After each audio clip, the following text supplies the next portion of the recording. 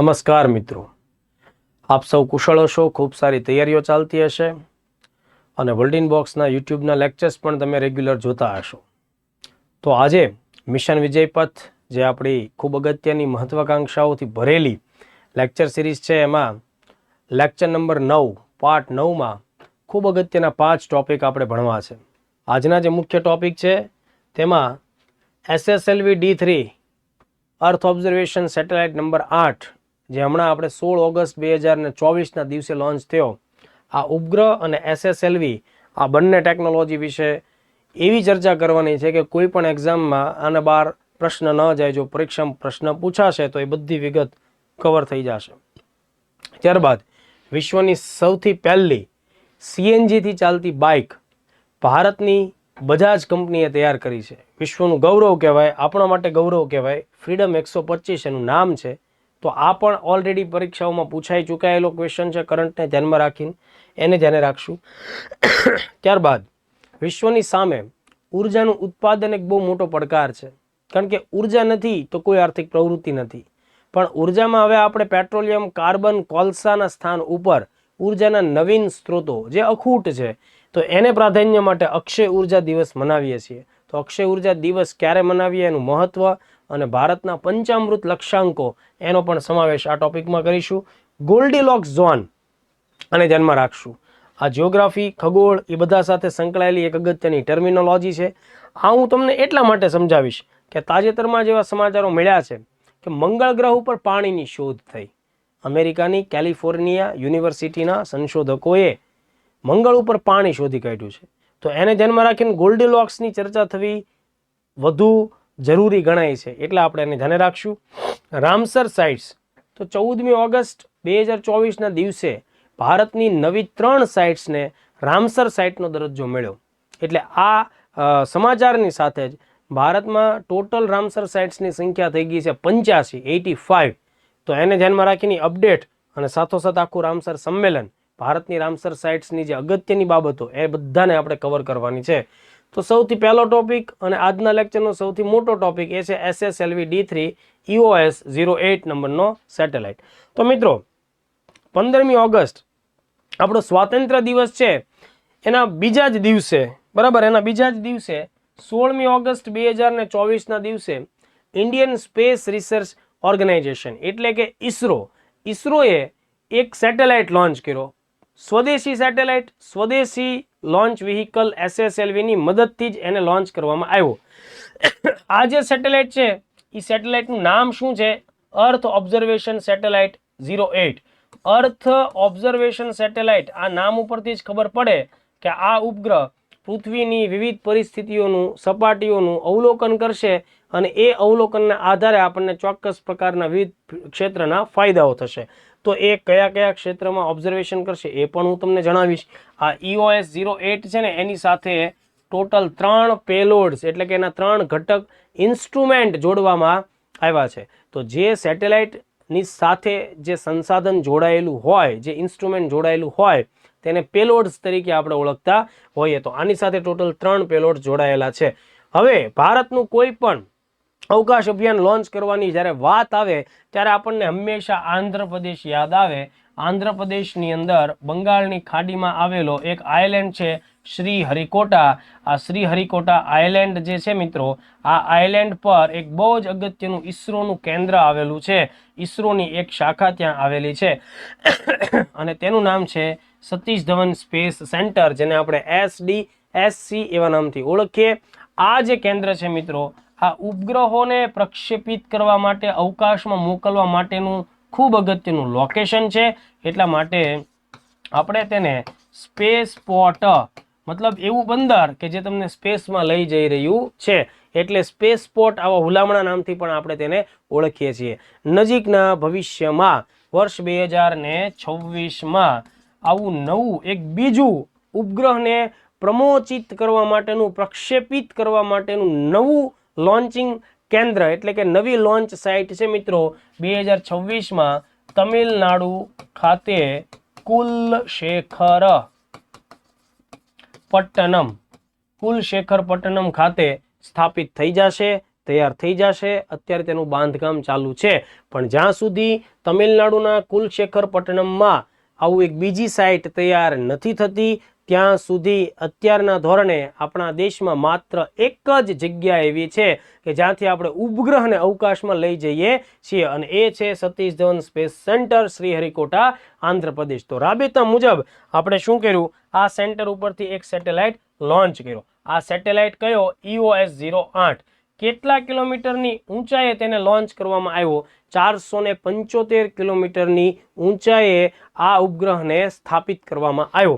એટલે 475 કિલોમીટર છે મિત્રો. આને આપણે નિમ્ન ભૂ કક્ષાનો વિસ્તાર ગણીએ છીએ.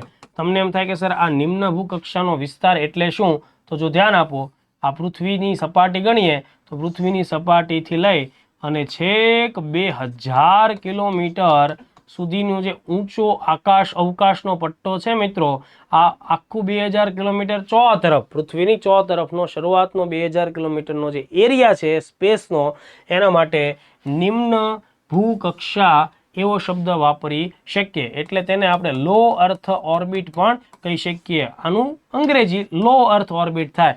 પેપર કાઢવાવાળા, વિધાનવાળા સવાલ જ્યારે કાઢે ત્યારે તમને માનો કે તમે 475 કિલોમીટર ગોખીને ગયા, યાદ રાખીને ગયા, પણ એણે આવો આંકડો ન પૂછો અને એમને એવું પ્રશ્ન પૂછો કે આ EOS-08 છે ને એ નિમ્ન ભૂકક્ષામાં સ્થાપિત કરવામાં આવ્યો. એ સમયે તમારો જવાબ છે એ યોગ્ય હોવો જોઈએ, ખોટો ન પડવો જોઈએ. તમે મહેનત કરી છે, ખાલી એક શબ્દ તમે નથી જાણતા એના આધારે તમારું આખું વિધાન, આખો ક્વેશ્ચન ખોટો પડે એવું આપણે બિલકુલ નહીં કરવાનું. એટલે આ પણ થોડીક મહેનત આમાં કરી લઈએ. હવે બીજો મુદ્દો એ કે આને કોણે લોન્ચ કર્યો? તો કે ભાઈ આ સેટેલાઇટ છે ને એને લોન્ચ કરવાની કામગીરી SSLV નામના નવી પેઢીના પ્રક્ષેપણ યાન દ્વારા કરવામાં આવી. બીજો એક મુદ્દો તમે લોકો ખાસ ધ્યાન રાખો કે આ SSLV એટલે કે સ્મોલ સેટેલાઇટ લોન્ચ વ્હીકલ. હમણાં જ હું તમને આના બધા ફીચર જણાવું છું. SSLV ની બધી જ વિગતો અહીંયા કવર થઈ જશે, એટલે એકદમ શાંતિથી આ આખી બાબતને હું જે સમજાવું છું ને ધ્યાનથી સાંભળો. આ SSLV છે ને એ 2022 થી કાર્યરત ટેકનોલોજી છે. 2022 અને પ્લસ અત્યારે 2024, એટલે આટલા સમયમાં ટોટલ એની 3 ઉડાન પૂર્ણ થઈ. SSLV D1, SSLV D2 અને SSLV D3. અને આ 3 ઉડાનની સાથે જ તેના જે ડેવલપમેન્ટલ ફ્લાઇટ્સ કહેવાય, વિકાસાત્મક ઉડાન, મતલબ પ્રયોગો, એમાં કોઈ પ્રકારની ખામી, કચાશ, કોઈ સુધારા વધારાની આપણને જરૂરિયાત જણાય તો એ બધા જે ટેસ્ટિંગ કહી શકીએ એની સાથે જ, મતલબ કે આ ઉડાન સફળ થઈને તેની સાથે જ SSLVની વિકાસાત્મક ઉડાનો બધી પૂર્ણ થઈ, ડેવલપમેન્ટલ ફ્લાઇટ્સ બધી પૂર્ણ થઈ. એનો મતલબ એમ કે ઈસરો હવે એકદમ કોન્ફિડન્સ સાથે કોઈ પણને કહી શકે છે કે SSLV છે એ એકદમ એરરલેસ છે, અથવા તો એમાં કોઈ ખામી આવવાની સંભાવના ખૂબ ઓછી છે. તમે બિંદાસ રીતે એનો ઉપયોગ કરી શકો છો. એટલે ઘટના શું થઈ કે આ SSLV D3 ઉડાનની સાથોસાથ જ એની સફળતાથી SSLVની વિકાસાત્મક ઉડાન પણ પૂર્ણ થઈ ગઈ. એટલે વિકાસનો દોર એનો કમ્પ્લીટ થયો. તો હવે શું કરીશું તો કે ભારત છે ને, ભારત વતી ઈસરો આ SSLV ટેકનોલોજી એટલે આ પ્રકારના જે રોકેટ છે મિત્રો, તેનું નિર્માણ, ઉત્પાદન, મેન્યુફેક્ચરિંગ વર્ગ છે એ ભારતના ખાનગી ક્ષેત્રને હસ્તાંતરિત કરશે. કોને? ખાનગી ક્ષેત્રને. પણ કોનું ખાનગી ક્ષેત્ર? ભારતનું. મતલબ કે વિદેશની કંપની આવીને એમ કહેશે કે સાહેબ અમને એ ટેકનોલોજી તમે ટ્રાન્સફર કરો, અમે એનું નિર્માણ કરીએ, બરાબર, તો આપણે એને દેવાનું નથી. આ માત્ર ભારતના ખાનગી ક્ષેત્રને તેનું હસ્તાંતરણ થશે. એટલે આટલી વિગતો એકદમ ક્લિયર થઈ જવી જોઈએ. હવે સૌથી પહેલા આપણે ઉપગ્રહ જે છે ને એને ધ્યાનમાં રાખીએ. તો આ SSLV D3 ફ્લાઇટે જે 16 ઓગસ્ટે ઉડાન ભરી, એનો મુખ્ય વરરાજો કોણ છે? અર્થ ઓબ્ઝર્વેશન સેટેલાઇટ નંબર 8. એનું વજન કેટલું હતું? 175.5 kg, બરાબર, 175.5 kg. મેં તમને કીધું, ફરીથી કહી દઉં, આની સાથે કેટલા સંસાધન, ઇન્સ્ટ્રુમેન્ટ, વૈજ્ઞાનિક ઉપકરણો કેટલા જોડાયેલા છે? તો કે 3. તમને એમ થાય 3 કયા? હું બધા સમજાવું. પહેલા બેઝિક ધ્યાન આપો કે 3 ઇન્સ્ટ્રુમેન્ટ એની સાથે સંકળાયેલા છે. નંબર ઓફ પેલોડ્સ ની સંખ્યા 3 છે. ટોટલ વજન બધું થઈને કેટલું થાય છે? 175.5 કિલોગ્રામ. હવે આ ઉપગ્રહ બન્યો કઈ જગ્યાએ? તો કે બેંગ્લોર ખાતે ઈસરોનું ઉપગ્રહનું નિર્માણ કરતું સેન્ટર આવેલું છે URSC, એટલે એને આપણે નામ આપીએ UR રાવ સેટેલાઇટ સેન્ટર. બરાબર, ક્યાં આવેલું છે? બેંગ્લોર. તો તમને લોકોને ઈસરોની પેટા શાખા પણ પરીક્ષામાં પૂછી શકાય. તમને એક સવાલનો જવાબ હું સીધો સમજાવી દઉં છું. તમને કોઈ પણ એક્ઝામમાં જો એવો સવાલ પૂછાય છે કે ભારતમાં ઉપગ્રહોનું નિર્માણ ક્યાં થાય છે, તો સરકારી ઉપગ્રહો જે ઈસરોના ઉપગ્રહો છે દોસ્તો એ બેંગ્લોરમાં UR રાવ સેટેલાઇટ સેન્ટર ખાતે થાય છે. તો UR રાવ કોણ હતા? તો UR રાવને ભારતમાં ઉપગ્રહોના પિતા તરીકે આપણે ઓળખીએ છીએ. સેટેલાઇટ મેન ઓફ ઇન્ડિયા આવું આપણે કહી શકીએ. ભૂતકાળના સમયમાં તેઓ 1984 થી 1994 દરમિયાન ઈસરોના ચેરમેન તરીકે પણ કામ કરી ચૂક્યા હતા. એમણે ભારતના શરૂઆતના ઉપગ્રહોને આકાર આપવામાં, એમના નિર્માણમાં, એમના વિકાસમાં ખૂબ સારી ભૂમિકા નિભાવી.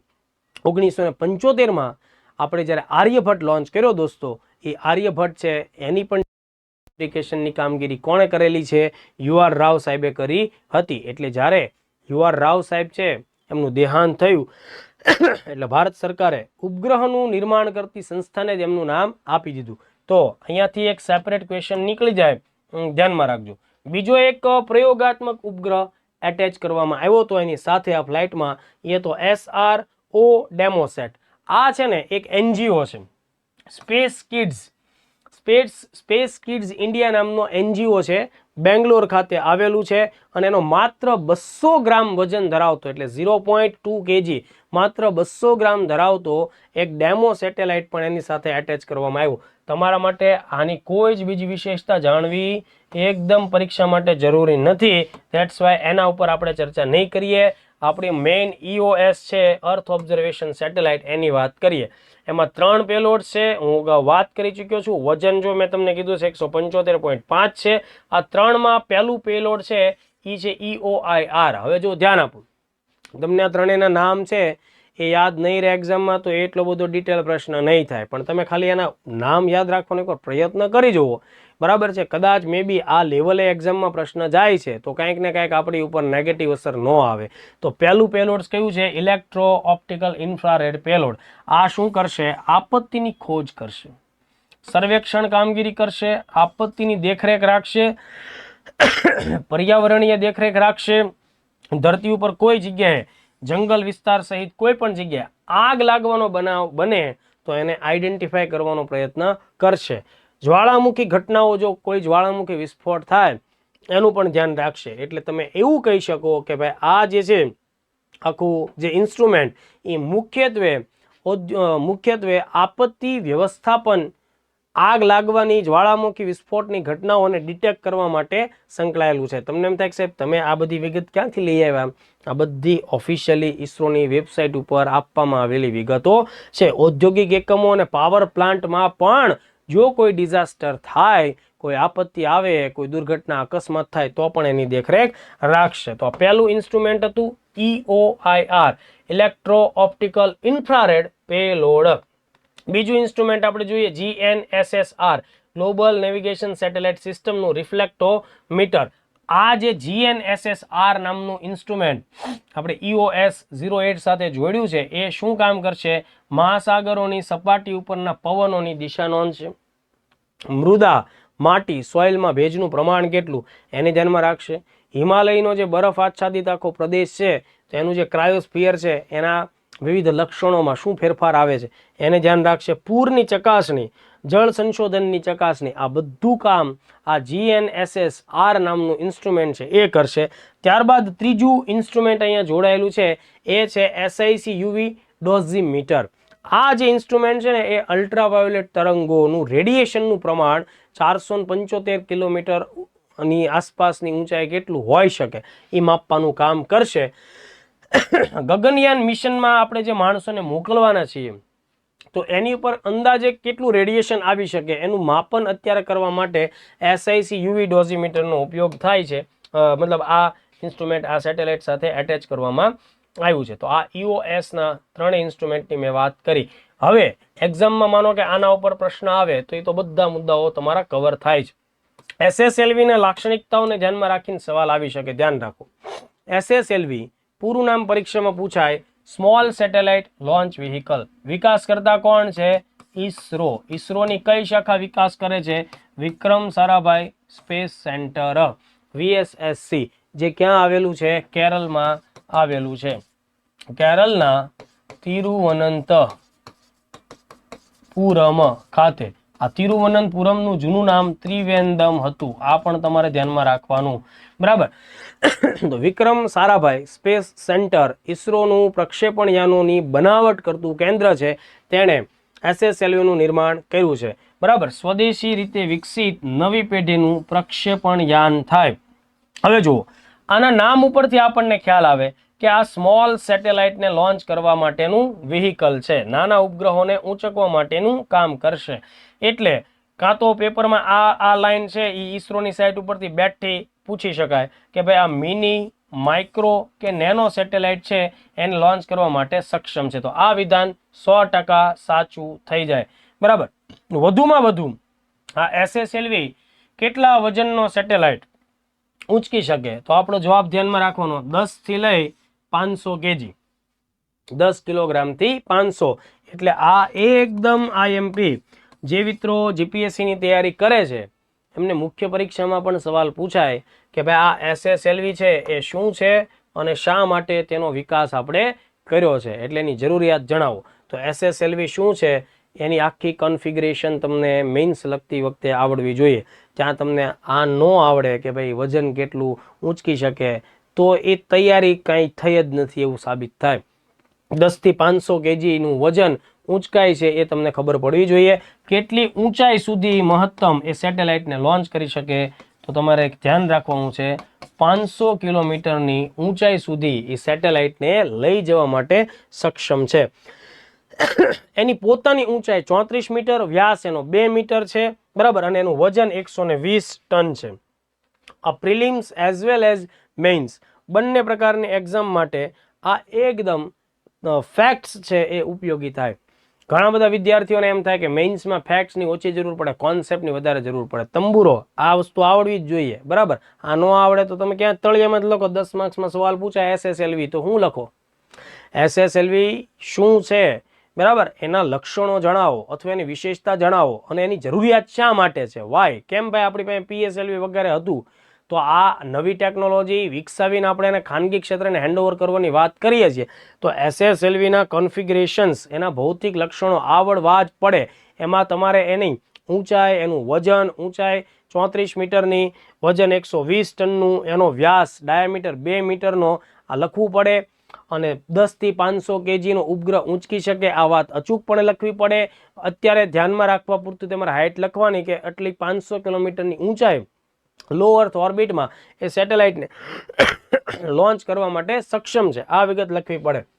હવે જ્યારે પણ તમે કોઈ પણ પ્રક્ષેપણ યાન વિશે વાત કરતા હો અને જો એ સમયે તમે તેની ઈંધણ દહન ફ્યુઅલ સિસ્ટમ, ઈંધણ દહન પ્રણાલી નથી દર્શાવતા તો પ્રિલિમ્સમાં પણ ભૂલ ખાઈ જાઓ અને મેઇન્સમાં ભૂલ ખાઈ જાઓ. અહીંયા જુઓ દોસ્તો, ઈંધણ દહન 3 તબક્કામાં થાય છે, બરાબર. ઈંધણ દહનના 3 તબક્કા છે. પહેલા, બીજા અને ત્રીજા ત્રણેય તબક્કામાં ઘન બળતણ એટલે કે સોલિડ ફ્યુઅલ નો ઉપયોગ થાય છે. તો SSLVમાં ઈંધણ દહનની પ્રક્રિયા 3 તબક્કામાં થાય, વત્તા એક ચોથો તબક્કો છેલ્લે જ્યારે સેટેલાઇટને પોતાના મૂળ સ્થાન ઉપર લોન્ચ કરવાની જરૂર પડે ત્યારે આ રોકેટ છે, મતલબ પ્રક્ષેપણ યાન છે, તેની વેલોસિટીને કંટ્રોલ કરવા માટે થઈ અને ચોથું એક એડિશનલ સ્ટેજ VTM એડ થાય છે. Velocity terminal module, velocity trimming module, VTM, velocity trimming module. Trim કરવું એટલે ઘટાડવું. તો વેલોસિટી ટ્રીમિંગ મોડ્યુલ લિક્વિડ ઈંધણ ઉપર આધારિત હોય. મુખ્યત્વે આના ઈંધણ દહનના 3 તબક્કા, અને છેલ્લે VTM વેલોસિટી ટ્રીમિંગ મોડ્યુલનો ઉપયોગ થાય છે. તો આટલા ફેક્ટ્સ તમારે કવર કરવાના છે. હવે જુઓ SSLVની હિસ્ટ્રી આપણે કાઢીએ તો SSLVની પહેલી ઉડાન SSLV D1 છે એ 7મી ઓગસ્ટ 2022ના દિવસે લોન્ચ થઈ હતી. તારીખ તમને યાદ ન રહે, તમે 22 યાદ રાખો. અને તેણે જે સેટેલાઇટ લોન્ચ કર્યો એ હતો EOS-02, બરાબર, અર્થ ઓબ્ઝર્વેશન સેટેલાઇટ નંબર 2. પણ એ મિશન અસફળ રહ્યું હતું. ત્યારબાદ SSLV D2 જે છે એ 2023માં લોન્ચ થયું અને એનો જે સેટેલાઇટ છે એ છે અર્થ ઓબ્ઝર્વેશન સેટેલાઇટ નંબર 7. આ મિશન સફળ રહ્યું. અને ત્રીજી લેટેસ્ટ છે જેની વિશે મેં વાત કરી 16 ઓગસ્ટ 2024, મુખ્ય વરરાજો કોણ છે? EOS-08, અને આ મિશન રહ્યું છે સફળ. તો આટલા મુદ્દાઓ તમારે ધ્યાનમાં રાખવાના. જુઓ દોસ્તો, આ વર્ષ ઉપરથી તમને ખબર પડી જાય 22, 23, 24 એટલે હું શું કહેવા માંગુ છું, આ ટેકનોલોજી એકદમ લેટેસ્ટ ટેકનોલોજી છે. 2-3 વર્ષથી કેરી ઓન થઈ રહી છે. મેઇન્સમાં 10 માર્ક્સનો સવાલ આના ઉપર બની શકે. જો તમારે ઇન્ટરવ્યૂ દેવાનું હોય તો એમાં પણ SSLVના ઉપર સવાલો આવી જ શકે અને પ્રિલિમ્સમાં તો એ કન્ફર્મ છે કે એની ઉપર વિધાનવાળા ક્વેશ્ચન આવશે. ચાલો હવે 9.2માં આપણે ધ્યાને રાખવાનું છે એ છે ફ્રીડમ 125. જો અહીંયા આકૃતિમાં બતાવવામાં આવી છે, બજાજ કંપનીએ સમગ્ર વિશ્વની ઓટોમોબાઈલ કંપનીઓને ચોંકાવી દે એવી પ્રકારની સફળતા પ્રાપ્ત કરી. સમગ્ર વિશ્વમાં ભારતનું ટેકનોલોજીના ફિલ્ડમાં ઇનોવેશનનો ધ્વજ લહેરાવી દીધો છે. બરાબર, ઇનોવેશનનો ધ્વજ લહેરાવ્યો. ભારતની બજાજ કંપનીએ વિશ્વને સૌથી પહેલી CNG થી ચાલતી બાઇક આપી છે. બરાબર, અને એને નામ આપ્યું છે ફ્રીડમ 125. આ જે 125 છે એ 125cc એન્જિન છે એ દર્શાવે છે, પણ તમારે ફ્રીડમ અથવા ફ્રીડમ 125 ધ્યાનમાં રાખવાનું. ઓકે, આ જે બાઇક છે એ બંને પ્રકારના ફ્યુઅલ ઉપર ચાલશે. જેમ હાઇબ્રિડ કાર હોય છે ને કે પેટ્રોલ અને CNG થી ચાલતી હોય, એવી જ રીતે આ બાઇક પેટ્રોલથી પણ ચાલશે વત્તા CNG થી પણ ચાલશે. એટલે પેટ્રોલ અને CNGમાં તમારે એન્જિનને સ્વિચ કરવું હોય છે, એક કોમન સ્વિચથી તમે તમારી બાઇક CNGમાં ચલાવી શકશો. તમે એક જ સ્વિચ દબો છો તો CNGમાંથી પેટ્રોલમાં પણ એ બાઇક ચાલવાનું ચાલુ કરશે. તો બજાજ ફ્રીડમ ધ્યાન રાખશું. બજાજ કંપની પરીક્ષામાં પૂછાય, ખૂબ ઉપયોગી થાય એવો IMP ક્વેશ્ચન થાય. માત્ર CNG ઉપર જ ચાલશે એવું નથી, હાઇબ્રિડ છે પેટ્રોલ વત્તા CNG. CNG છે મિત્રો, એનાથી કંપનીના કહેવા પ્રમાણે 213 કિલોમીટરનું ફૂલ ટાંકી અંતર કાપી શકાય.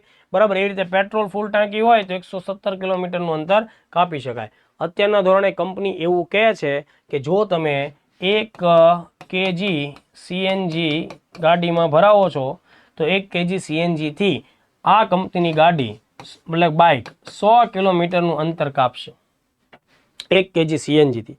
કંપની એવું જણાવે છે કે જો તમે 1 લીટર પેટ્રોલ થી ગાડી ચલાવો છો તો બાઇક 64 કિલોમીટરનું અંતર કાપશે. આવી બધી બાબત અત્યારના ધોરણે જોવા મળે છે. આશરે એની કિંમત 95,000 થી 1.10 લાખ સુધીની છે. પૂના ખાતે ગાડી લોન્ચ કરવામાં આવી બાઇક. કેમ તો કે ભાઈ બજાજ ઓટોમોબાઈલ છે એનું હેડક્વાર્ટર ક્યાં છે? પૂના. આ પણ અલગ સવાલ આવી શકે. કેમ તો કે આણે વિશ્વને ચોંકાવી દે એ પ્રકારનું નવું મોટું સાહસ કામ કર્યું. બરાબર, તો બજાજ ઓટોમોબાઈલનું હેડક્વાર્ટર પૂનામાં છે. 1945માં આઝાદી પહેલાના સમયમાં જમનાલાલ બજાજ સહિતનું જે બજાજ ગ્રુપ છે એમણે બજાજ ઓટોમોબાઈલની 1945માં સ્થાપના કરી હતી. બાઇક લોન્ચ થઈ તરત જ ભારત ઉપરાંત ઇજિપ્ત, તંઝાનિયા, આ બધા આફ્રિકન દેશ છે, પેરુ, દક્ષિણ અમેરિકા, ઇન્ડોનેશિયા અને બાંગ્લાદેશમાંથી ઓર્ડરો મળવાનું ચાલુ થઈ ગયું છે. એટલે આ કંપનીએ હજી તો આ બાઇક લોન્ચ કરી તો દુનિયાભરના દેશોમાંથી ખૂબ મોટા પાયા ઉપર એની ડિમાન્ડ પણ બતાવવામાં આવી છે કે લાવો જલ્દી અમારે ચલાવવાની જ છે બાઇક. બરાબર, તમને CNGમાં લાવો ભલામણ કેટલું સસ્તું પડે. મતલબ પેટ્રોલ તમને પર કિલોમીટર માનો કે 4 થી 5 રૂપિયા જેટલો કોસ્ટ લગાડતું હોય તો એની કમ્પેરિઝનમાં CNG છે એ 1 કિલોમીટરનો જેનો ચાર્જ છે 2 થી 2.5 રૂપિયા આસપાસનો પડતો હોય. એટલે આટલો ડિફરન્સ પડે. એના લીધે મધ્યમ વર્ગ માટે આ બાઇક એકદમ પરવડે એવી બાઇક થઈ જશે. મધ્યમ વર્ગના લોકોનું ફ્યુઅલ કોસ્ટ ઘટશે વત્તા પેટ્રોલ જ્યારે બળે છે ત્યારે જે ધુમાડો પ્રદૂષણ ફેલાય છે એની કમ્પેરિઝનમાં સીએનજી ગ્રીનર અને ક્લીન ફ્યુઅલ છે, કારણ કે સીએનજી છે મિત્રો, બરાબર, એ ગેસિયસ ફોર્મમાં છે. ગેસિયસ ફોર્મમાં કોઈ પણ ઈંધણ હોય ત્યારે વધુને વધુ માત્રામાં સળગી જતું હોય, ઓછામાં ઓછો ધુમાડો બહાર નીકળતો હોય, એટલે પર્યાવરણની જાળવણી માટે પણ અને જાહેર સ્વાસ્થ્ય, શ્વસન તંત્ર એ બધાને ધ્યાનમાં રાખીને વાયુ પ્રદૂષણ ઘટાડવા માટે પણ સીએનજી છે આવકાર્ય છે. સીએનજી એટલે કમ્પ્રેસ્ડ નેચરલ ગેસ થશે. સીએનજીનું પૂરું નામ પણ પરીક્ષા માટે ઉપયોગી થાય, બરાબર, કમ્પ્રેસ્ડ નેચરલ ગેસ, બરાબર. સીએનજીનો મુખ્ય ઘટક હોય એ મિથેન વાયુ હોય, CH4. સીએનજીનો મુખ્ય, સીએનજીની અંદર સીએનજીનો મુખ્ય ઘટક કોણ હોય? CH4 હોય, મિથેન. ચલો, આટલા મુદ્દા આપણે ક્લિયર કર્યા. ઇન શોર્ટ કે 9.2, બરાબર, ફ્રીડમ છે, ફ્રીડમ 125 પરીક્ષા માટે ખૂબ આઈએમપી છે, ખાસ ધ્યાન રાખજો, આ વસ્તુ ભૂલાવી ન જોઈએ. અક્ષય ઉર્જા દિવસ ભારતમાં વર્ષ 2004 થી દર વર્ષે 20મી ઓગસ્ટને ક્લીન એનર્જી માટે, બરાબર, અને પુનઃપ્રાપ્ય ઉર્જાના સ્ત્રોતો વિશે આપણી જાગૃતિ વધે, લોકો વધુને વધુ માત્રામાં તેનો ઉપયોગ કરતા થાય, એટલા માટે 20 ઓગસ્ટની ઉજવણી અક્ષય ઉર્જા દિવસ તરીકે કરવામાં આવે. આ સવાલ સીધો પૂછી શકાય. આ સવાલ જ્યારે પૂછાય ત્યારે તમને લોકોને ઓપ્શનમાં ખાલી તારીખો જ આપશે, વધારે પડતી લપ નહીં કરે. સીધો સવાલ પૂછશે. 20 ઓગસ્ટ જો નહીં આવડે તો માર્ક્સ કટ થશે, 20 ઓગસ્ટ આવડશે તો માર્ક્સ મળશે, મેરિટમાં એક કદમ તમે આગળ પહોંચશો. તો મેં તમને જણાવ્યું એમ 2004 થી, બરાબર, આ પ્રકારના દિવસ ઉજવવાની શરૂઆત થઈ. સૌથી પહેલા દિલ્હીમાં આ પ્રકારનો દિવસ 2004માં ઉજવવામાં આવ્યો હતો. આ 20 ઓગસ્ટ રાજીવ ગાંધી, ભૂતપૂર્વ દિવંગત વડાપ્રધાન ભારતના, એમનો ડેટ ઓફ બર્થ એટલે જન્મ જયંતિ પણ થાય. અને આ એમના સમયમાં એમણે અક્ષય ઉર્જાને ધ્યાનમાં રાખીને ઘણા બધા પગલાઓ લીધેલા. અક્ષય ઉર્જા એટલે જેનો ક્યારેય નાશ નથી પામતો, અને પ્લસ કે જેના વપરાશથી ગ્રીનહાઉસ ગેસની અસરો એટલે કે જે પૃથ્વીનું તાપમાન વધે એવા જે ઘટકોનું ઉત્સર્જન થાય ખૂબ ઓછા પ્રમાણમાં થતું હોય. દાખલા તરીકે જુઓ, હું તમને સમજાવું, અક્ષય ઉર્જામાં આપણે કોનો સમાવેશ કરીશું એ હું તમને જરાક સમજાવું, તમે ખાસ ધ્યાન આપો. જેમ કે જુઓ, સૌર ઉર્જા, સૂર્યના પ્રકાશમાંથી, સૂર્યના તડકામાંથી આપણને જે ઉર્જા મળે, વિદ્યુત ઉર્જા તરીકે આપણે એનો ઉપયોગ કરીએ છીએ. પવનની ઉર્જા, પવન ઉર્જા, જળ વિદ્યુત મથક, પાણીને બંધ તરીકે બાંધી અને પછી એને રેગ્યુલેટ મેનરમાં થોડાક પ્રમાણમાં ટર્બાઇન ચક્કી ઉપર ફેરવીએ, પછાડીએ છીએ, અને એના લીધે યાંત્રિક ઉર્જામાંથી વિદ્યુતનું સર્જન થાય. તો આ બધામાં કાર્બનનું ઉત્સર્જન નથી થતું. સમુદ્રની ભરતીના મોજાઓ છે એમાંથી આપણને જે ઉર્જા મળે, તો જેમ કે જામનગર પાસે આ પ્રકારના પ્લાન્ટ આવેલા છે. ભૂતાપીય ઉર્જા, જમીનની અંદરની જીઓથર્મલ ઉર્જા છે. જૈવ ભાર ઉર્જા એટલે જે બધા બાયોલોજિકલ વેસ્ટ છે એનો ઉપયોગમાંથી આપણને જે ઉર્જા મળે, જૈવ ભાર ઉર્જા. તો આ બધા છે એ રિન્યુએબલ એનર્જી સોર્સ છે. ગુજરાતીમાં આપણે એને પુનઃપ્રાપ્ય અથવા અક્ષય ઉર્જાના સ્ત્રોત તરીકે ઓળખીએ. જો દોસ્તો, સમગ્ર દુનિયા સામે આર્થિક પ્રવૃત્તિઓ માટે ઉર્જાના વિકલ્પો પસંદ કરવા એ અઘરો ટાસ્ક છે. આપણે જે સદીમાં અત્યારે 21મી સદીમાં જીવીએ છીએ, આપણા ભવિષ્યની સામે સૌથી મોટા પડકારો હોય તો એ પૃથ્વી ઉપર રહેવા લાયક પરિસ્થિતિમાં આવતા બદલાવો છે. અને એની પાછળ મહદ અંશે ઉર્જાના સ્ત્રોતોનો જે રીતે આપણે ઉપયોગ કરીએ છીએ ને એની બાબતો પણ જવાબદાર રહેલી છે. દુનિયાનું હિત, ભારતનું હિત, તમારું મારું, આપણા પરિવારનું અને આપણી ભવિષ્યની પેઢીઓનું હિત કે આપણે કોલસો કે પેટ્રોલિયમ જેવા સોર્સ તરફથી હટી ધીમે ધીમે પુનઃપ્રાપ્ય એવા સ્ત્રોતો પસંદ કરીએ જે સસ્ટેનેબલ હોય, ભવિષ્યની પેઢીઓ ઉપર બહુ અસર અને નેગેટિવ ન થાય, એ બધી બાબત ધ્યાને રાખવી પડે એમ છે. હવે જુઓ, આ બધા કામને ધ્યાનમાં રાખીને દરેક દેશની કાંઈક ને કાંઈક ફરજ પડે છે. ભારતે પ્રાઇમ મિનિસ્ટર મોદી સાહેબે પણ વર્ષ 2022માં પંચામૃત લક્ષ્યાંકો જાહેર કરેલા છે. આ પંચામૃત લક્ષ્યાંકો ઉપરથી સેપરેટ પ્રશ્નો આવે, પ્રિલિમ્સમાં વન લાઇનર ટાઈપના સવાલો પણ આવે, વિધાનવાળા સવાલો પણ આવે, અને મેઇન્સમાં ઓલરેડી જીપીએસસીએ 10 માર્ક્સનો જે સવાલ છે પૂછી પણ નાખેલો છે. આ પંચામૃત લક્ષ્યાંકો જ્યારે આપણે અક્ષય ઉર્જાની વાત કરતા હોઈએ ત્યારે આપણે ખાસ ધ્યાન રાખવા પડે. એના વગર એ શક્ય નથી. એ ચર્ચા અધૂરી રહી જાય, કારણ કે આમાંથી બહુ બધા સવાલો આપણને પરીક્ષામાં પૂછાય છે, બરાબર. એટલે આપણે ખાસ ધ્યાનમાં રાખીશું. પંચામૃત લક્ષ્યાંકો પંચામૃત એટલે 5 અમૃત, પંચામૃત એટલે 5 અમૃત પ્રાઇમ મિનિસ્ટરે 2022માં ઇંગ્લેન્ડ નજીક સ્કોટલેન્ડમાં ગ્લાસગો ખાતેની કોપ બેઠક હતી એમાં એની જાહેરાત કરી હતી. આ 5 વસ્તુ જો દોસ્તો યાદ રહી ગઈ ને તો કેટલી એક્ઝામમાં સવાલો તમારા માટે ઇઝી થઈ જશે સોલ્વ કરવા. સૌથી પહેલી વાત કે ભાઈ ભારત છે ને એ વર્ષ 2030 સુધીમાં, બરાબર, ભારત વર્ષ 2030 સુધીમાં ગેર જીવાશ્મ ઈંધણ સ્ત્રોતો કે જેને આપણે અક્ષય ઉર્જા કહીએ છીએ, જેમાં સોલર, પવન, જે હમણાં મેં તમને ચર્ચા કરી એવા તમામ પ્રકારના સ્ત્રોતોનો સમાવેશ થાય, એમાંથી જે ઉર્જા મેળવશે એનું મૂલ્ય, એની એમાઉન્ટ, વેલ્યુ કેટલી હશે? 500 ગીગાવોટ. ક્યાં સુધીમાં? 2030 સુધીમાં. તમને એમ થાય કે સર અત્યારે 2024 ચાલે છે તો અત્યારે આપણો દેશ આ ગેર જીવાશ્મ એટલે કે કોલસો, પેટ્રોલિયમ વગરના જે ઉર્જા સ્ત્રોતો છે એમાંથી કેટલી ઉર્જા પ્રાપ્ત કરે છે? તો અત્યારના ધોરણે તમે યાદ રાખો, અત્યારના ધોરણે આપણે 204 ગીગાવોટ જેટલી ઉર્જા આમાંથી લઈએ છીએ. જ્યારે હું આ વાત કરું છું ઓગસ્ટ 2024માં એના અનુસંધાને 204 ગીગાવોટ. તો 2030 એટલે કે આગામી 6 વર્ષમાં આ મૂલ્ય આપણે ડબલથી પણ વધારવું પડે તેમ છે. તો આ બાબત ધ્યાન રાખજો. અત્યારે 204 ગીગાવોટ છે, આપણે 500 ગીગાવોટે લઈ જવાનું છે. પ્લસ ભારતની કુલ ઉર્જા 100% આપણી એનર્જી હોય, ઓકે, 100% એનર્જી, તો એમાં અક્ષય ઉર્જાનો હિસ્સો કેટલો હોવો જોઈએ? તો કે ભાઈ 2030 સુધીમાં 50% સુધી હોવો જોઈએ. હવે હું તમને સમજાવું. અત્યારે છે ને દોસ્તો, અત્યારના ધોરણે આપણા દેશમાં ટોટલ આપણે 446 ગીગાવોટ જેટલી ઉર્જા ઉત્પન્ન કરીએ છીએ. 446 ગીગાવોટ જેટલી ઉર્જા, બરાબર. આમાં જે અક્ષય ઉર્જા છે ને એનો હિસ્સો 45% છે. કેટલો છે? 45%. અને 55% જે હિસ્સો છે એ પેટ્રોલિયમ, કોલસો, લિગ્નાઇટ એ બધાનો છે. સૌથી વધુ ભારત અત્યારે કોલસા ઉપર નિર્ભર છે, બરાબર. કોલસો 47% ઉર્જા આપણને આપે છે. હું આ જે આંકડો આપું છું ને, આ બધા આંકડા આ 30 જૂન 2024ના અહેવાલના છે, એટલે એકદમ લેટેસ્ટ છે.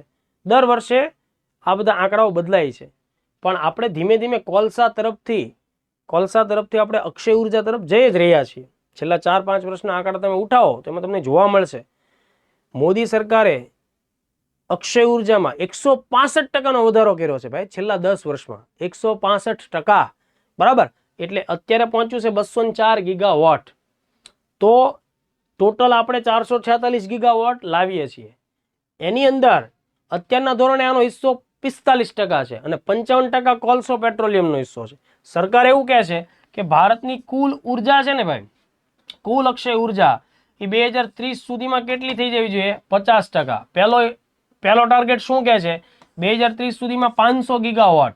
બીજો ટાર્ગેટ એમ કહે છે કે 2030 સુધીમાં 50% જેટલી ટોટલ ભારતની ઉર્જા છે એ થઈ જવી જોઈએ. એનો મતલબ એમ થાય, આ વાત એવું કહે છે કે 2030 સુધીમાં ભારતની કુલ ઉર્જા 1000 ગીગાવોટ જેટલી હોવી જોઈએ. એમાં 50% હિસ્સો કોલસાવાળા ભાગમાં વયો જશે, જે અત્યારે 55% છે એ ઘટીને 50 આવશે, અને આ જે અત્યારે 45 છે અપ થઈને 50 પહોંચશે અને આંકડાઓ એના વધશે.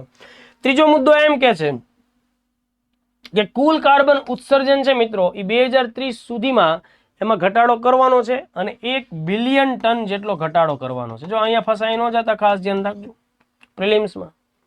પંચામૃત લક્ષ્યાંકો મુજબ 2030 સુધીમાં કાર્બનના ઉત્સર્જનમાં ઘટાડો કેટલો કરવાનો છે? 1 બિલિયન ટન. આપી દેશે 10 બિલિયન ટન, 1 મિલિયન ટન, બરાબર. તો આવા બધા મુદ્દાઓ તમે ધ્યાનમાં રાખજો.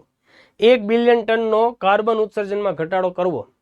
હવે કાર્બન ઉત્સર્જનમાં ઘટાડો કરવો એનો મતલબ એમ થાય કે તમે ટેકનોલોજી બદલો, કાર્બનનું એમિશન ઘટાડો. દાખલા તરીકે હું તમને એક એક્ઝામ્પલ આપું. ભૂતકાળના સમયમાં ગ્રામીણ વિસ્તારમાં મોટા ભાગે રસોઈ લાકડા અને છાણાથી થતી હતી. ધીમે ધીમે હવે શું આવ્યું? એલપીજી, પ્રધાનમંત્રી ઉજ્જવલા યોજના. એટલે દરેક ગરીબથી લઈને અમીર લોકો હવે રસોઈ માટે થઈને એલપીજી ગેસ સિલિન્ડરનો ઉપયોગ કરે છે. એલપીજી એટલે લિક્વિફાઈડ પેટ્રોલિયમ ગેસ, જેમાં મુખ્ય ઘટક કોણ હોય? બ્યુટેન. તો એનો ઉપયોગ કરે છે. પહેલા આપણે શું કરતા? લાકડા, છાણા, કાગળ, પ્લાસ્ટિક બધાનો ઉપયોગ કરતા. તો એમિશન વધતું. હવે આપણે એને ઘટાડવાનો પ્રયત્ન કર્યો. ઝાડવા વાવીએ, વૃક્ષ વાવીએ, એના લીધે પણ કાર્બનનું એમિશન છે એ શોષાઈ જશે. એટલે એ બધા મુદ્દા. ચોથો લક્ષ્યાંક શું કહે છે કે ભારતની આર્થિક પ્રવૃત્તિઓ કરતી વખતે જે કાર્બનનું એમિશન થાય, બરાબર, એને આપણે અર્થતંત્રની કાર્બન તીવ્રતા કહીએ. એમાં 2030 સુધીમાં 2005ના વર્ષને ધ્યાનમાં રાખીને 45% સુધીનો ઘટાડો આપણે કરવાનો છે. તો તમને હું સમજાવું કે ભાઈ 2005માં એક પેનના ઉત્પાદન માટે જે કાંઈ પણ મશીનરી વગેરેનો ઉપયોગ કરવામાં આવતો હતો અને એમાંથી દાખલા તરીકે 100 ગ્રામ કાર્બન ડાયોક્સાઇડ ઉત્પન્ન થતો હતો, તો 2030માં આપણે આ એક જ પેનના ઉત્પાદનમાં એ 100 ગ્રામ CO2 ને ઘટાડીને 45% સુધી ઘટાડીને 55 ગ્રામ સુધી લાવવાની વાત છે. આ જ વસ્તુ દરેક ઉત્પાદનમાં લાગુ પડે. એટલે આપણે ઉત્પાદનની ટેકનોલોજી બદલવાની છે. એટલે શું કહે છે, અર્થતંત્રમાં કાર્બન ઉત્સર્જનની તીવ્રતામાં 45% સુધીનો ઘટાડો 30 સુધીમાં જોઈએ. અને મોસ્ટ આઈએમપી છેલ્લો એનો જે સંકલ્પ છે એને ધ્યાને રાખો, કાર્બન ઉત્સર્જનમાં નેટ ઝીરો પરિસ્થિતિ લાવવાની છે 2070. નેટ ઝીરો એનો મતલબ એવો ન સમજતા કે કાર્બનનું ઉત્સર્જન હવેથી કરવાનું જ નથી. કાર્બનનું ઉત્સર્જન અટકી ન શકે, કારણ કે દરેક માણસ ઉચ્છ્વાસમાં CO2 તો બહાર કાઢે જ. દરેક તમારી આર્થિક પ્રવૃત્તિઓ છે એમાં કંઈક ને કંઈક વસ્તુઓના નિર્માણ, બનાવટ વગેરેમાં CO2નું એમિશન તો થશે. પણ જો તમારો દેશ જેટલું CO2નું એમિશન ઉત્સર્જન કરતો હોય, સામે વાતાવરણમાંથી એટલું જ એમિશન ઘટાડી દેતો હોય, એટલું જ કાર્બન ડાયોક્સાઇડનું શોષણ કરતો હોય, તો તમે એવું કહી શકો કે ઉત્પાદન અમે જેટલું કાર્બન ડાયોક્સાઇડનું કરીએ એટલું જ અમારી પાસે રિમૂવલની પ્રોસેસ પણ છે. વાતાવરણમાંથી એટલો જ CO2 અમે હટાવી પણ લઈએ છીએ. એટલે અમે સરભર રહીએ છીએ. જો આવી પરિસ્થિતિ હોય ને નેટ ઝીરો કહેવાય. આ નેટ ઝીરો માટે સરકારે કયું ટાર્ગેટ યાર કર્યું છે? 2070. તમને હવે પરીક્ષામાં પ્રિલિમ્સમાં ઓપ્શન વગેરે મળે, એમાં 2070ની જગ્યાએ 2047 વગેરે પણ આપશે. ધ્યાન રાખજો. અહીંયા નિયર બાય ઓપ્શન 2047 હોઈ શકે, 2050 હોઈ શકે. તમારામાંથી કેટલાક ભાવુક આત્માઓ હોય એવું પણ નક્કી કરે કે 2047 આવ્યું, ભારતની આઝાદીના 100 વર્ષ થયા, એટલે કદાચ આ વર્ષ આપણે ટીક મારી દઈએ. ખોટું પડે. 2070 તમારે ધ્યાનમાં રાખવાનું. તો આ ઓલરેડી વારંવાર પૂછાઈ ચૂક્યો હોય એવો પણ સવાલ છે. તો જુઓ, અક્ષય ઉર્જા એટલે અક્ષય ઉર્જાનો દિવસ એટલે 20 ઓગસ્ટ. આ મુદ્દો મેં તમને કહી દીધો. અને એની સાથે પંચામૃત લક્ષ્યાંકો છે એને પણ અહીંયા દોહરાવી દીધા. ખાસ ધ્યાન રાખજો, આ મોસ્ટ આઈએમપી છે. આના એક મુદ્દા ઉપયોગી છે, એટલે ધ્યાનથી. જો આ ન સમજમાં આવે તો વિડીયો 2-3 વાર જોજો. એમ છતાંય ન સમજમાં આવે તો મને કમેન્ટ કરજો. હવે બીજો એક સવાલ હું તમને બધાને પૂછવા માંગુ છું, કમેન્ટમાં એનો જવાબ આપજો. ભારતનું એવું પહેલું કયું એરપોર્ટ છે કે જેણે પોતે નેટ ઝીરો કાર્બન એમિશનનો દરજ્જો પ્રાપ્ત કરી લીધો છે? શું સવાલ છે? બહુ આઈએમપી છે, ધ્યાન રાખજો. એ તમારે કમેન્ટમાં મને ગોતીને કહેવાનું છે. ભારતનું કયું એરપોર્ટ છે કે જેણે નેટ ઝીરો કાર્બન ઉત્સર્જનનો લક્ષ્યાંક હાસિલ કરી લીધો છે? ચાલો, એની પછી 9.4નો મુદ્દો જોઈએ, ગોલ્ડીલોક ઝોન. પ્રિલિમમાં સવાલ આવે કે ભાઈ ગોલ્ડીલોક ઝોન એટલે શું? તો તમને એમ થાય કે ભાઈ ગોલ્ડીલોક ઝોન નામ ગોલ્ડ સાથે સંકળાયેલું છે. તો એવું બની શકે કે તમને 4 ઓપ્શનમાં એવો નિયર બાય ઓપ્શન લાગે કે ભાઈ પૃથ્વીના પેટાળમાં જે જગ્યાએ સૌથી વધુ ગોલ્ડ ધરબાયેલું હશે તો એને ગોલ્ડીલોક ઝોન કહેવાય. નહીં, એવું કશુંય નથી. ગોલ્ડીલોક ઝોન એક ખગોળીય કોન્સેપ્ટ છે. કોઈ પણ સ્ટાર, કોઈ પણ તારો, બરાબર, એની આસપાસ એનું જે તારામંડળ હોય, જેમ કે સૂર્યની આસપાસ એનું સૂર્યમંડળ છે, તો કોઈ પણ તારા મંડળનો એવો સંભવિત એરિયા કે જ્યાં હાજર રહેલો કોઈ ખડક હોય, ખડકાળ ગ્રહ હોય, તો એની સપાટી ઉપર પ્રવાહી સ્વરૂપમાં પાણી મળવાની સંભાવના રહેલી હોય, તો એ જે વિસ્તાર છે ત્યાં સજીવ સૃષ્ટિ પણ વિકસી શકે, એની પણ સંભાવના છે. તો આવો જે એરિયા છે મિત્રો, તેને ગોલ્ડીલોક ઝોન કહેવાય. દાખલા તરીકે જુઓ, આ આપણે કોઈ પણ એક તારો લઈ લઈએ, બરાબર, કોઈ પણ એક તારો બની શકે કે સન પણ કહી શકો. હવે જો એની નજીકના એરિયામાં તમે જોશો તો તાપમાન એટલું બધું ઊંચું હશે કે અહીંયા પ્રવાહી સ્વરૂપે પાણી ટકી શકે નહીં. હવે જો અહીંયાથી તમે ખૂબ દૂર જાઓ, બરાબર, તો આ અંતર એટલું બધું દૂર છે કે અહીંયા ટેમ્પરેચર નથી, ટેમ્પરેચર ઓછું છે, એટલે અહીંયા પાણી પ્રવાહી સ્વરૂપે હોઈ શકે નહીં. અહીંયા જલ્દી બાષ્પીભવન થઈ ગયું હોય અને ખૂબ દૂરનો વિસ્તાર હોય ત્યાં ટેમ્પરેચર એટલું નીચું છે કે તેના લીધે અહીંયા પાણી થીજેલી અવસ્થામાં મળે. તો આ બંનેની વચ્ચે શું હોઈ શકે? એક આઈડિયલ હેબિટેબલ ઝોન.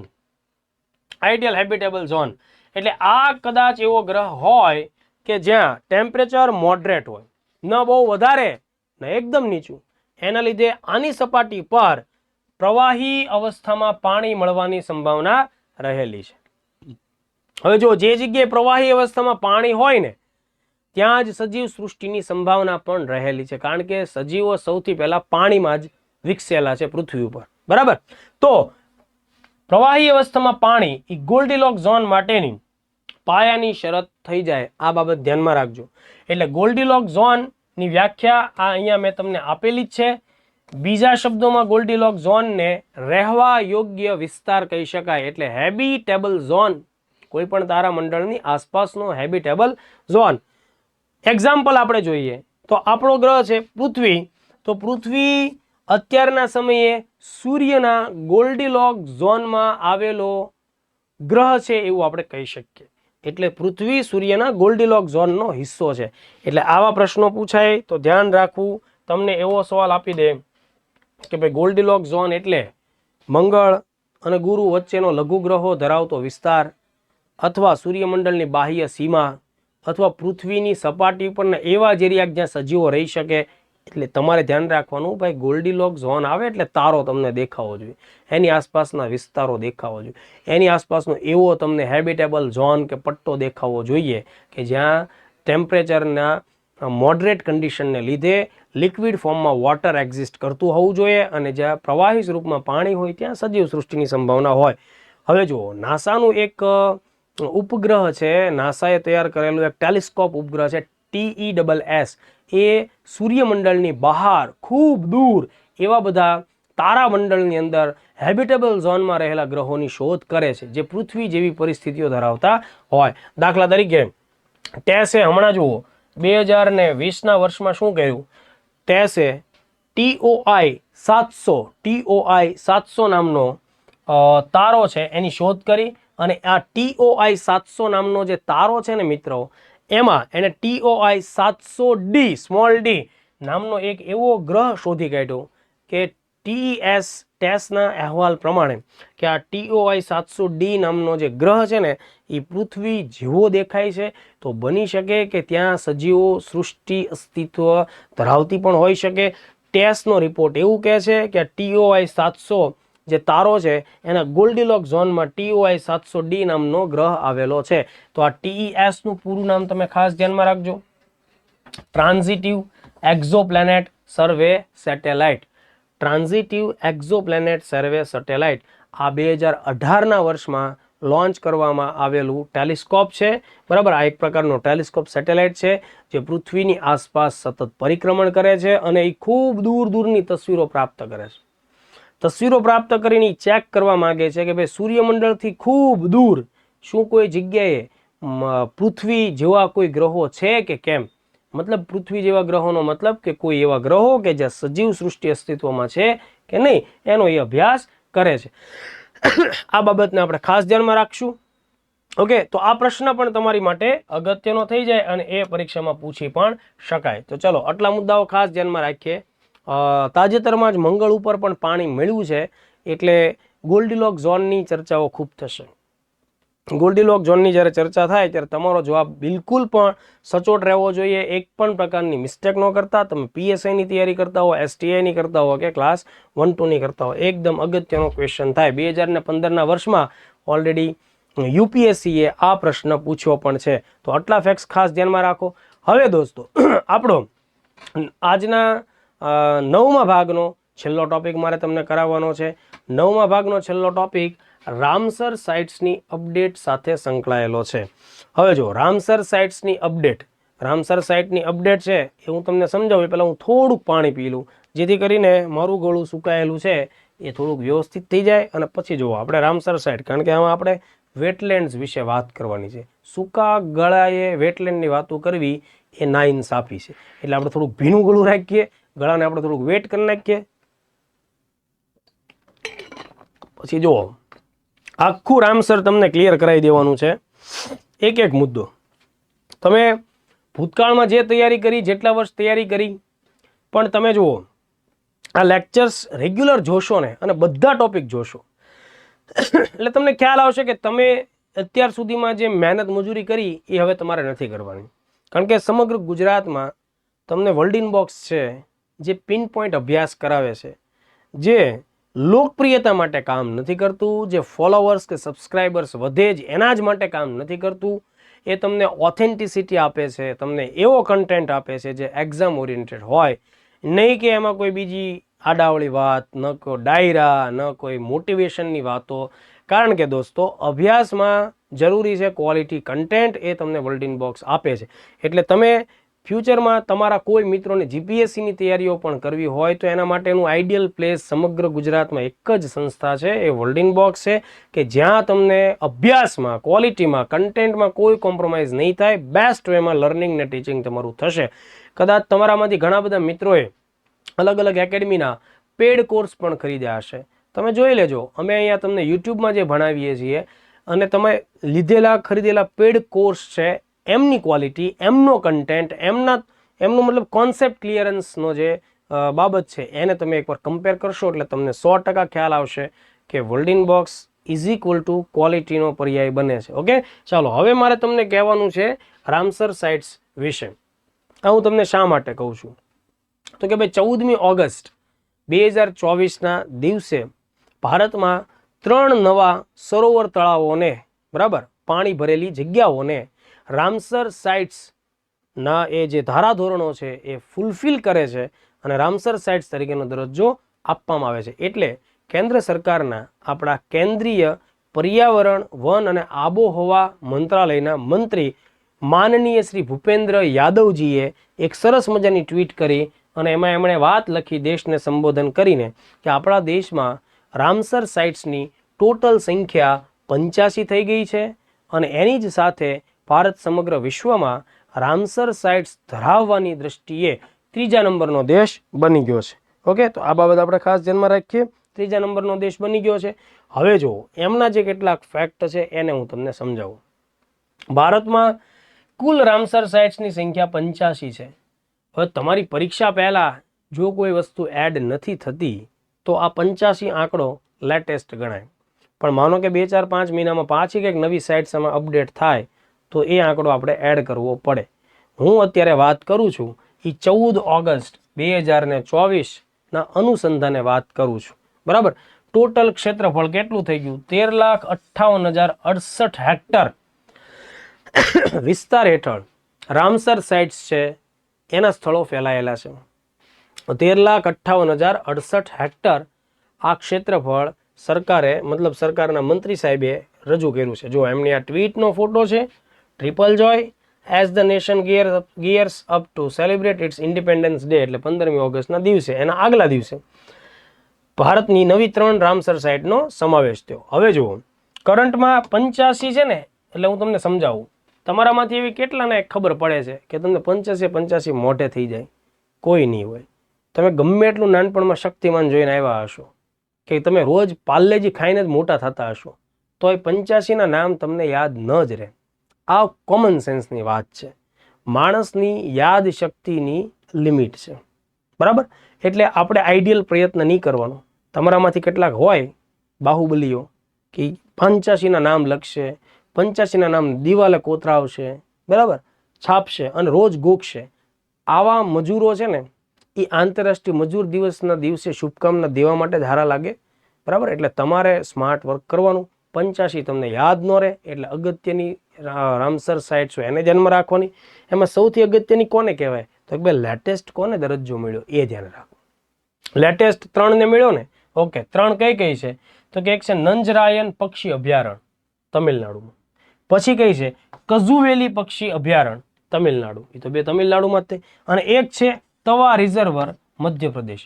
તો આ 3. હવે તમે જ્યારે પરીક્ષા દેવા જાઓ ને, ત્યારે પરીક્ષા દેવા જતી વખતે તમે જોયું હશે કે તમારી આસપાસમાં જે મહાન આત્માઓ પેપર દેવા માટે આવતા હોય એમાં તમારી બાજુમાં આસપાસમાં એકાદું તો એવું નકટું આવી જ જાય જે વારંવાર કાં તમારી પાસે પેન માગે, પેન્સિલ માગે, આજ કઈ તારીખ થઈ, આજ કયો વાર થયો, બરાબર, પેપરમાં આ આવડે ન આવડે, આ તે સીટ નંબર ક્યાં લખવાનો, વારંવાર થઈને પૂછે. નકટું કહેવાય. શું કહેવાય? નકટું. ન-ક-ટુ. ઓકે, આને આ રીતે ધ્યાનમાં રાખજો, નહીતર ભેગું નહીં થાય. બરાબર, તો તમારે આને જો નંજરાયન પક્ષી અભયારણ્ય આ અત્યારે સાંભળો છો ને, અત્યારે તો યાદ રહી જાય છે કે નારાયણની જેવું જ નામ છે નંજરાયણ. તો ઓકે, ચલો એ એક યાદ રહી ગયું. કઝુવેલી પક્ષી અભયારણ્ય. અને તવા તો ટી થી ચાલુ થાય છે. તવા છે અને આપણે ટુવા કહી દો, તવા કહી દો.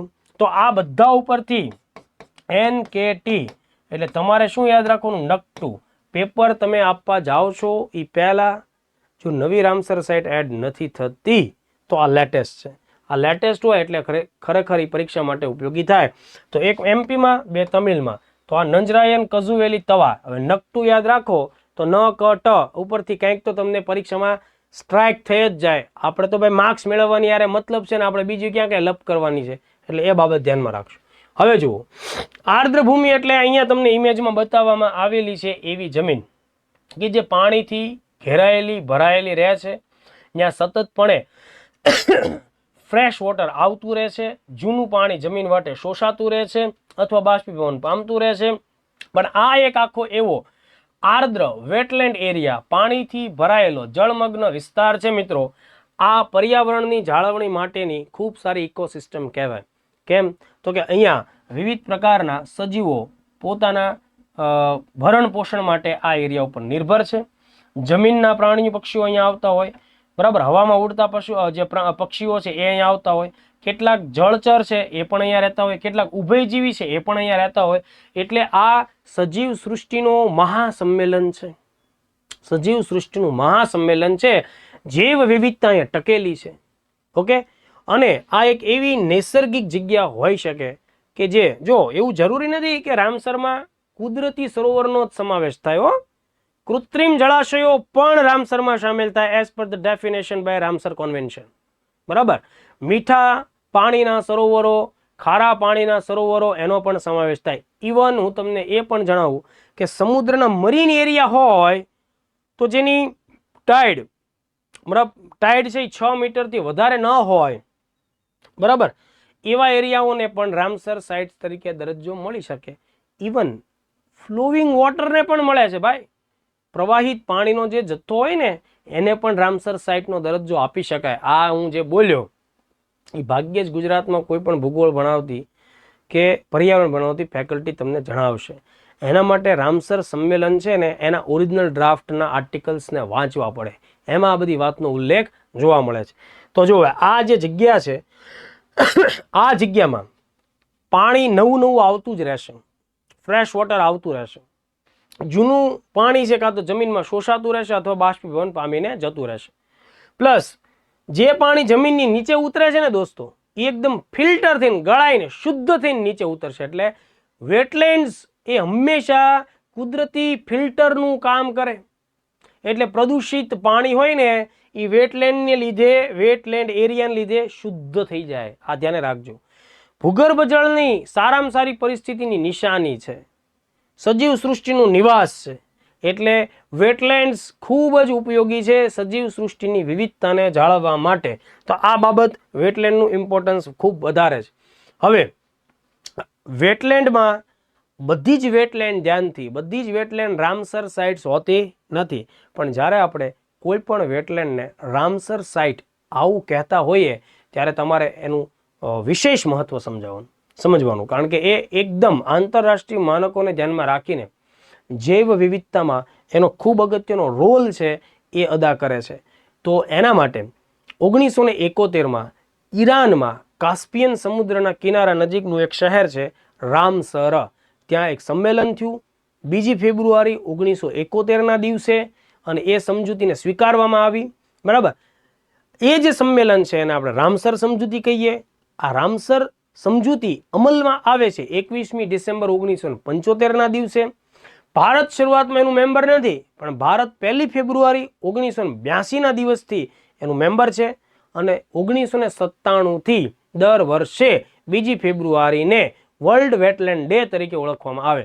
તો રામસર સંમેલન આર્દ્ર ભૂમિઓની વ્યાખ્યા કરે છે, આર્દ્ર ભૂમિઓને આંતરરાષ્ટ્રીય માનકો સાથે જોડે છે અને એને એક અગત્યના સ્થળ તરીકેનો દરજ્જો આપે. રામસર સંમેલન વેટલેન્ડ સાથે સંકળાયેલું છે.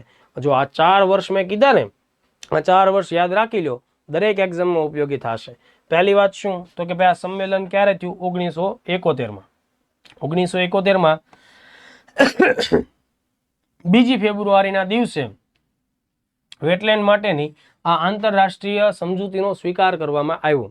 એના 4.5 વર્ષ પછી 1975માં 21મી ડિસેમ્બરથી આ રામસર સંમેલનની સમજૂતી છે એ અમલમાં આવી. એટલે આ બે વિધાન ઉપરથી વિધાનવાળા પ્રશ્નો આવી શકે.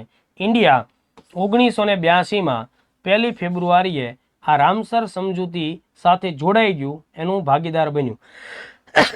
પ્લસ 1997થી બરાબર, એટલે 25-26 વર્ષ પછી 2 ફેબ્રુઆરી આ સમજૂતીનો સ્વીકાર થયો હોવાને લીધે 1997માં પહેલી વાર 2 ફેબ્રુઆરીને વિશ્વ આર્દ્ર ભૂમિ દિવસ તરીકે ઉજવવાની શરૂઆત થઈ. આ બાબત ખાસ ધ્યાનમાં રાખો. હવે 2024ની થીમ શું હતી? Wetlands and human well being. આ ધ્યાનમાં રાખવાનું. માની લો કે તમારી એક્ઝામ આવતા વર્ષે છે. જો એસટીઆઈ અને એસટીઆઈની પરીક્ષા તો ડિસેમ્બર અથવા જાન્યુઆરીમાં લેવાઈ જશે, તો એના માટે આ થીમ લેટેસ્ટ છે. પીએસઆઈની પરીક્ષા માનો કે ફેબ્રુઆરી માર્ચમાં લેવામાં આવે, તો એ સમયે તમારે 2025ની નવી થીમ આવે એને ધ્યાનમાં રાખવાની થશે. એપ્રિલમાં 1-2ની એક્ઝામ આવે તો 2025ની થીમ જે નવી હોય એને કરંટમાં જોડવાની રહેશે. અત્યારના ધોરણે લેટેસ્ટ થીમ કઈ છે? Wetlands and human well being. આટલા ફેક્ટ ધ્યાનમાં રાખો. હવે બીજા કયા કયા તથ્યો ધ્યાનમાં રાખવા જોઈએ? જેમ કે ભારતમાં સૌથી વધુ રામસર સાઇટ્સ ક્યાં આવી છે? તમિલનાડુમાં. સંખ્યા કેટલી? 18. બીજા નંબરે ઉત્તર પ્રદેશ. સંખ્યા કેટલી? 10. આ બે છે ડબલ ડિજિટમાં વેટલેન્ડ્સ ધરાવે છે. પછી ત્રીજું કોઈ રાજ્ય નથી જે ડબલ ડિજિટમાં વેટલેન્ડ ધરાવતું હોય. પંજાબ અને ઓડિશા સંયુક્ત રીતે 6 વેટલેન્ડ્સ ધરાવે. તો આવો સવાલ આવી જાય મિત્રો કે ભારતમાં સૌથી વધુ રામસર સાઇટ્સ ધરાવતું રાજ્ય કયું? તો રામસર સાઇટ્સ સૌથી વધુ હોય તમિલનાડુ, બીજું ઉત્તર પ્રદેશ. આ આંકડાઓ તમને યાદ રહે તો ઠીક છે, બાકી ક્રમ તમારે ધ્યાનમાં રાખવા જોઈએ. હવે તમને એમ થાય ગુજરાતમાં કેટલી છે એ પણ આગળ હું તમને જણાવીશ. સૌથી પહેલા ભારત ભલે 1 ફેબ્રુઆરી 1982ના દિવસથી પ્રોસેસ દ્વારા એની આખી પ્રક્રિયા જે સંવૈધાનિક એટલે કે સ્ટેચ્યુટરી એની લીગલ જે બધી પ્રોસેસ છે એ પૂરું કરી અને 1 ફેબ્રુઆરી 1982થી એ રામસરનો સમજૂતીનો હિસ્સો બન્યું. પણ ભારતની સૌપ્રથમ રામસર સાઇટ્સ કયા વર્ષોએ જાહેર કરવામાં આવી હતી? 1981માં. સૌથી પહેલા 2 સ્થળો કયા? ચિલ્કા સરોવર, ખારા પાણીનું સરોવર ચિલ્કા સરોવર ઓડિશા, અને કેવલાદેવ નેશનલ પાર્ક રાજસ્થાન. આ ભારતની સૌથી પહેલી 2 રામસર સાઇટ છે. સૌથી પહેલી ચિલ્કા ધ્યાનમાં રાખજો, પછી કેવલાદેવ, બંને 1981 સાથે સંલગ્ન. હવે ભારતની સૌથી મોટી વિસ્તારની દ્રષ્ટિએ સૌથી મોટી રામસર સાઇટ પરીક્ષામાં પૂછાય તો પશ્ચિમ બંગાળમાં સુંદરવનનો એરિયા છે તે. સૌથી નાની તમને રામસર સાઇટ પૂછાય તો તમિલનાડુમાં આવ્યું છે વેમ્બનૂર. વેમ્બનૂરની જે રામસર સાઇટ છે એ સૌથી નાની છે. તો આટલા ફેક્ટ ખાસ ધ્યાનમાં રાખો. હવે જુઓ દોસ્તો, એક બીજો કોન્સેપ્ટ છે મોન્ટ્રેક્સ યાદી. મોટાભાગના વિદ્યાર્થીઓ રામસર સંમેલનને સમજતા હોય, રામસર સંમેલન આર્દ્ર ભૂમિઓ સાથે સંકળાયેલું છે એ પણ જાણતા હોય, પણ મોન્ટ્રેક્સ યાદી વિશે અજાણ હોય. તો આ મોન્ટ્રેક્સ રેકોર્ડ શું છે? તો કે ભાઈ જ્યારે રામસર સમજૂતી દ્વારા કોઈ પણ વેટલેન્ડને રામસરનો દરજ્જો આપવામાં આવે, પણ પછી જો એની જાળવણી કરવામાં ન આવતી હોય, એ સુકાઈ જઈ રહ્યું હોય, એનું મેન્ટેનન્સ બરોબર ન થતું હોય, પ્રદૂષણ હોય, ત્યાં બીજો બધો ઔદ્યોગિક કચરો નાખવામાં આવતો હોય, ત્યાં રહેલા પક્ષીઓ છે એનું મૃત્યુ થઈ રહ્યું હોય, આવી બધી જો ઘટના નેગેટિવ ઇમ્પેક્ટ ધ્યાનમાં આવે, એનો મતલબ એમ થાય કે એ જે તે દેશની કે જે તે રાજ્યની કે જે તે લોકલ ગવર્મેન્ટ એ બાબતે બેદરકાર છે, તો એને વોર્નિંગ આપવામાં આવે કે ભાઈ જો તમે લોકો આ વેટલેન્ડને જાળવશો નહીં તો તમને આંતરરાષ્ટ્રીય નાણાકીય સહયોગ આ વેટલેન્ડની જાળવણી માટે આપવામાં આવશે નહીં. એ બધું સહયોગ બંધ થઈ જશે. વૈજ્ઞાનિક સહયોગ આપવામાં આવતો હશે તો એ પણ બંધ થઈ જશે. એટલે વોર્નિંગ આપવાના ભાગ સ્વરૂપે એમને એક અલગ રજિસ્ટર્ડમાં એનું નામ લખવામાં આવે. એને કહેવાય મોન્ટ્રેક્સ યાદી. આ કેનેડાની અંદર મોન્ટ્રેક્સ નામનું શહેર છે. ત્યાં રામસરના જેટલા પણ સદસ્યો હતા એ બધા ભેગા થઈને આ વાતને સ્વીકારી કે હા ભાઈ વાત સાચી છે, આપણે આંતરરાષ્ટ્રીય સ્તર ઉપર પૈસા આપીએ છીએ વેટલેન્ડની જાળવણીમાં, પણ કેટલાક દેશ વેટલેન્ડની બરોબર જાળવણી કરતા નથી, તો એને વોર્નિંગ આપો. એને વોર્નિંગ આપવા માટે થઈને શું કરો, એને મોન્ટ્રેક્સ યાદીમાં સામેલ કરો. તો જુઓ, ધ્યાન આપો, મોન્ટ્રેક્સ યાદી પરીક્ષામાં પૂછાય ને તો એ રામસર સંમેલન સાથે સંકળાયેલું છે. મોન્ટ્રેક્સ યાદી એટલે નેગેટિવ અસરો ધરાવતી રામસર સાઇટ, જેને વોર્નિંગ આપવામાં આવે ભાઈ તું આમાં સુધારો કરી નાખ, તું નહીતર અમે તને આંતરરાષ્ટ્રીય દરજ્જો કાઢી નાખશું. તો આંતરરાષ્ટ્રીય દરજ્જો કાઢશું તો આંતરરાષ્ટ્રીય સ્તરે મળતી જે કંઈ સહાયતા, નાણાકીય, વૈજ્ઞાનિક, એ બધું બંધ થઈ જશે, તો તને એની નુકસાની થશે. બરાબર. તો અત્યારના ધોરણે ભારતની જે 85 રામસર સાઇટ્સ છે એ પૈકી 2 રામસર સાઇટ મોન્ટ્રેક્સ યાદીમાં સ્થાન ધરાવે છે. કઈ કઈ? તો કે એક છે કેવલાદેવ નેશનલ પાર્ક, જે રાજસ્થાનમાં, જે સૌથી પહેલી હતી ને 1981 વાળી, એ જ કેવલાદેવ નેશનલ પાર્ક રાજસ્થાન. અને બીજું છે મણિપુરમાં આવેલું લોકતક સરોવર, લોકતક ઝીલ, લોકતક સરોવર મણિપુર. તમને ખ્યાલ હોવો જોઈએ આ લોકતક સરોવરની અંદર જ કેબુલ લામજાઓ નામનો તરતો નેશનલ પાર્ક પણ આવેલો છે. અને આપણા દેશનો એ એકમાત્ર તરતો નેશનલ પાર્ક છે કેબુલ લામજાઓ. એ ક્યાં આવ્યો છે? લોકતકની અંદર આવ્યો છે, મણિપુરમાં. પણ લોકલ કમ્યુનિટી પ્રદૂષણ ફેલાવે છે, તેની જાળવણી નથી થતી, શિકાર વધારે થાય છે માછલી વગેરેનો, એ બધાને લીધે લોકતકને પણ રેડ એલર્ટ આપવામાં આવી છે, મોન્ટ્રેક્સ યાદીમાં સ્થાન મળેલું છે. હવે જુઓ, અગાઉ છે ને ભાઈ ચિલ્કાને પણ સ્થાન હતું, ધ્યાન રાખજો, ચિલ્કા પણ મોન્ટ્રેક્સમાં સામેલ હતું. પણ ચિલ્કાને વોર્નિંગ મળી એટલે સરકારે, ઓડિશા સરકારે પ્રયત્નો સુધાર્યા અને તરત જ જે કાંઈ પ્રોબ્લેમ સામે આવ્યા તે બધા સોલ્વ કર્યા. એટલે ફરીથી જ્યારે રામસર કન્વેન્શન છે એના માણસોનું ચેકિંગ આવ્યું તો એણે કીધું કે ભાઈ નહીં, આ લોકોએ સ્થિતિ સુધારી નાખી, આ તો ડાયા માણસો છે. એટલે ફરીથી ચિલ્કા છે ને એને શું કર્યું, મોન્ટ્રેક્સમાંથી કાઢી નાખ્યું. તો આવો સવાલ ધ્યાન રાખજો કે કઈ એક રામસર સાઇટ પહેલાં મોન્ટ્રેક્સમાં હતી જે હવે નથી, તો જવાબ ચિલ્કા આવે. છેલ્લે આપણે ગુજરાતના મુદ્દાઓને ધ્યાનમાં રાખીએ. ગુજરાતમાં ટોટલ 4 રામસર સાઇટ આવેલી છે. એમાં માઇગ્રેટરી બર્ડ્સ માટે વિશ્વવિખ્યાત સ્થળ છે નળ સરોવર પક્ષી અભયારણ્ય, જે અમદાવાદ અને સુરેન્દ્રનગરની બોર્ડર વચ્ચે આવે છે. પ્રશાસન અમદાવાદનું લાગુ પડે છે એટલે અહીંયા મેં અમદાવાદ લખ્યું છે. નળ સરોવર પક્ષી અભયારણ્ય ગુજરાતની સૌથી પહેલી રામસર સાઇટ થાય. બરાબર. આ ટોટલ 120 સ્ક્વેર કિલોમીટરનો એરિયા ધરાવતો આખું જળાશય છે નળ સરોવર. બરાબર. 2012માં એને ગુજરાતની પહેલી રામસર સાઇટનો દરજ્જો મળ્યો છે. ત્યારબાદ જામનગર ખાતેનું ખીજડીયા પક્ષી અભયારણ્ય, બરાબર, એ છે 2022માં. ઓકે, આ ધ્યાન રાખજો, આ એક મુદ્દો છે, થોડુંક ધ્યાન રાખવા જેવો છે વર્ષનો. ખીજડીયા પક્ષી અભયારણ્ય જામનગરમાં. એવી રીતે મહેસાણા ખાતેનું થોળ અને વડોદરાના ડભોઈ ખાતેનું વઢવાણા. બરાબર. વઢવાણા વેટલેન્ડ છે એ વડોદરા ખાતેનું 2021માં. તો આ રીતે 4 રામસર સાઇટ છે. નળ સરોવર પક્ષી અભયારણ્ય અમદાવાદમાં, ખીજડીયા પક્ષી અભયારણ્ય જામનગરમાં, થોળ સરોવર મહેસાણામાં, વઢવાણા છે એ વડોદરામાં. હવે જો વઢવાણ વિસ્તાર સુરેન્દ્રનગરમાં આવે, પણ તમે વઢવાણા આવે તો તમે સુરેન્દ્રનગર ધ્યાનમાં ન રાખતા, એ વડોદરા આવશે. વડોદરામાં ડભોઈ નજીકનું સરોવર વેટલેન્ડ વઢવાણા. બરાબર. તો આટલા ફેક્ટ્સ તમારે ખાસ ધ્યાનમાં રાખવાના છે. આ 4 વેટલેન્ડ્સ ગુજરાત સાથે કનેક્ટ છે. છેલ્લો એક નાનો એવો ટોપિક છે. વિશ્વમાં સૌથી વધુ રામસર સાઇટ્સ ધરાવતા દેશોમાં પહેલા નંબરે યુકે છે, જેની પાસે 175 જેટલી વેટલેન્ડ્સ છે. પછી બીજા નંબરે આવશે ઉત્તર અમેરિકામાં યુએસએની નીચે બોર્ડર ધરાવતો મેક્સિકો દેશ, જેમાં આશરે 144 જેટલી વેટલેન્ડ છે. ત્રીજા નંબરે આપણો દેશ ભારત કે જ્યાં 85 વેટલેન્ડ છે. ચોથા નંબરનો દેશ ચાઇના છે કે જ્યાં 82 જેટલી વેટલેન્ડ છે. તો દોસ્તો, આપણો આ લેક્ચર છે એ આ ટોપિક સાથે પૂર્ણ થાય છે. આઈ થિંક બહુ મોટો લેક્ચર હતો, વત્તા એમાં ઘણી બધી અગત્યની નાની મોટી વિગતો સંકળાયેલી છે. બધાની આપણે ચર્ચા કરી, પણ મને પૂરો વિશ્વાસ છે કે આપણા આ લેક્ચરની એક પણ એવી મિનિટ નહીં હોય કે જે એક્ઝામથી કોઈ હટીને બીજા કોઈ ટોપિક ઉપર ગઈ હશે. લેક્ચર સાથે કનેક્ટ રહ્યો. પર્સનલી કોઈ પણ મુદ્દો તમારા ધ્યાનમાં આવે છે, તમને નથી સમજમાં આવતો, તો કમેન્ટ્સ અચૂકપણે કરજો. નવા ટોપિક સાથે વહેલી તકે મળશું. જય હિન્દ, જય ભારત. Thank you.